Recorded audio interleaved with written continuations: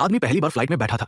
उसे लगा कि एयर होस्टेस को वो पसंद आ गया है, इसलिए उसने मजाक में उसे अपनी गर्लफ्रेंड बनने को कहा। जब एयर होस्टेस ने हाँ कहा तो आदमी का चेहरा अचानक उतर गया।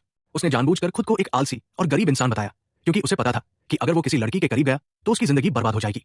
लेकिन आदमी की ये बात सुनकर एयर होस्टेस और ज्यादा उसकी तरफ आकर्षित हो गई और उसने ठान लिया कि वो उसकी गर्लफ्रेंड बनेगी। ये सुनकर आदमी घबरा गया, क्योंकि अपनी पिछली जिंदगी में उसने उसी फ्लाइट में एयर होस्टेस का नंबर लिया था और दोनों एक कपल बन गए थे। लेकिन सिर्फ एक रात बाद वो घबराकर पुलिस स्टेशन पहुंचा और बताया कि उसकी गर्लफ्रेंड गायब हो गई है। लड़की के माता पिता भी दूर से दौड़ कर आए और उससे पूछने लगे कि उसने उनकी बेटी को कहां छिपाया है, क्योंकि उन्हें अपनी बेटी का मैसेज मिला था, मदद की पुकार, जो होटल से भेजा गया था।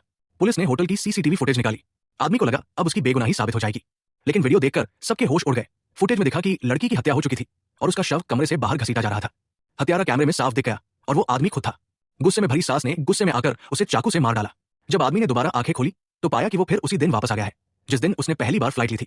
इस बार उसने जानबूझकर एयर होस्टेस से दूरी बनाई ताकि वो त्रासदी दोबारा न हो। लेकिन जब लड़की निराश होकर जाने लगी तो उसने उसे रोका और उसका नंबर मांगा, क्योंकि अब वो जानना चाहता था कि पिछली जिंदगी में उसे किसने फंसाया था।